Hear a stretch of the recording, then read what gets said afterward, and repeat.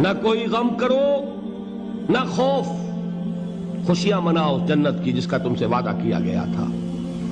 اللہ کی ربوبیت پر اطمینان جب انسان کو ہو جاتا، میرا رب اللہ ہے، ربی اللہ، انسان کے لیے نہ کوئی کھٹکا، نہ کوئی خطرہ، نہ کوئی خوف، نہ کوئی حزن۔ جو کچھ ہو رہا ہے کس کے اذن سے ہو رہا ہے؟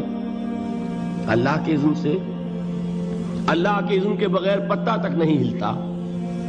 یہ کوئی اندھا بہرا مادہ نہیں ہے جس سے مجھے کوئی خوف ہو۔ اندھا بھینسا چلا رہا ہو اس سے تو ڈرنے کا ہر انسان کو ڈرنا چاہیے، نہ معلوم کس کو ٹکر مار دے۔ لیکن نہیں، اس کائنات کو چلانے والا ایک سمیع و بصیر خدا ہے، وہ جو میرا دوست ہے، میرا ولی ہے۔ اللہ ولی الذین آمنوا یخرجہم من الظلمات الی النور۔ اللہ اہل ایمان کا ولی ہے، ساتھی ہے، پشت پناہ ہے، مددگار ہے، حمایتی ہے۔ بتائیے جسے یقین ہو جائے کہ اللہ میرا مددگار، اللہ میرا محافظ، اللہ میرا پشت پناہ، اللہ میرا حمایتی، اس کے لیے کوئی خوف ہوگا؟ اس سے کوئی ڈر ہوگا؟ میں مثال دیا کرتا ہوں ایک بہت سادہ پنجاب کے دیہات کی۔ وہ بڑا چودھری ہے اور کوئی غریب کسان ہے۔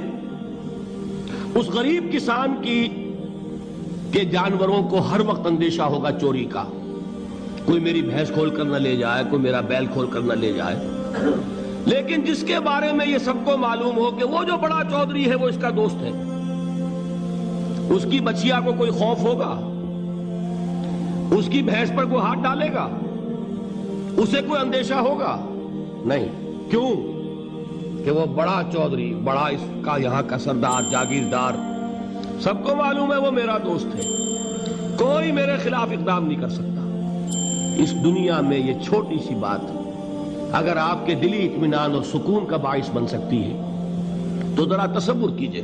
میں لفظ تصور استعمال کروں گا صرف اس لیے کہ اس کا ہم جس کو کہتے ہیں ادراک اور شعور کر نہیں سکتے، اگر کے ساتھ کر سکتے۔ اگر یقین ہو کہ اللہ میرا مددگار اور یقین ہو کہ اللہ ہر آن میرے ساتھ ہے، پھر کوئی خوف، کس کا خوف؟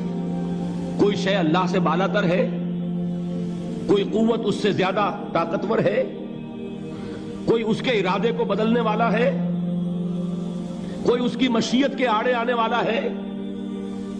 یہی بات ہے جو حضور نے فرمائی۔ یہ ایمان کا حاصل ہے لب لباب، کہ دیکھو اچھی طرح اس بات کو ذہن نشین کر لو، اگر تمام انسان مل کر تمہیں کوئی نقصان پہنچانا چاہے نہیں پہنچا سکتے، مگر جو کچھ اللہ نے لکھ دیا ہو، اور تمام انسان مل کر تمہیں کوئی نفع پہنچانا چاہے نہیں پہنچا سکتے، مگر وہ شے جو اللہ نے طے کر دی۔ آپ پھر میں کہوں گا ذرا طاری کیجئے، اسے فرض کیجئے، اسے سوچئے۔ اگر اس حدیث پر ہمارا دل ٹھکا ہوا ہو تو کسی سے ڈر ہوگا؟ یہ مجھے نقصان نہ پہنچا دے، یہ میری رپورٹ خراب نہ کر دے، یہ میری انکریمنٹ نہ رکوا دے، یہ میرا یہ نہ بگاڑ دے، یہ میرے یہ نقصان نہ پہنچا دے۔ اس کا ڈر، اس کا ڈر، اس کا خوف، اس کی خوشامد، اس کے لیے جا کر طرح طرح سے اپنی عزت نفس کو ذلیل کروانا اس کے سامنے، یہ سب کچھ کیوں کرتا ہے انسان؟ جب سمجھتا ہے کہ اس کے ہاتھ میں میرا کوئی نفع ہے، اس کے ہاتھ میں میرے لیے کوئی ضرر ہے، یہ مجھے کوئی غضب پہنچا سکتا ہے، یہ مجھے کوئی نقصان پہنچا سکتا ہے، یہ میرا کوئی کام بنا سکتا ہے، یہ میری کوئی ضرورت پوری کر سکتا ہے، اسی کا نام شرک ہے۔ جہاں آپ نے یہ سمجھا کہ غیر اللہ کے اندر کوئی طاقت موجود ہے، وہی شرک ہے۔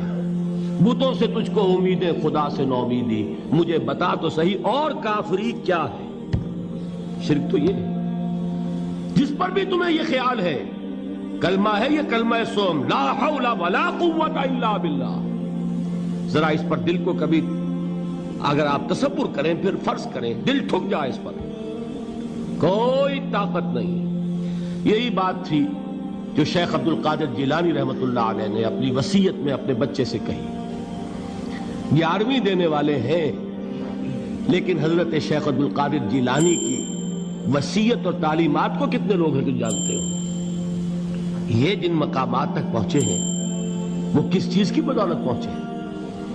انہوں نے جو پیغام دیا وہ کیا تھا؟ اے میرے بچے، جس طریقے سے قرآن مجید میں حضرت لقمان کی نصیحتیں جو ہے نقل کر دی گئی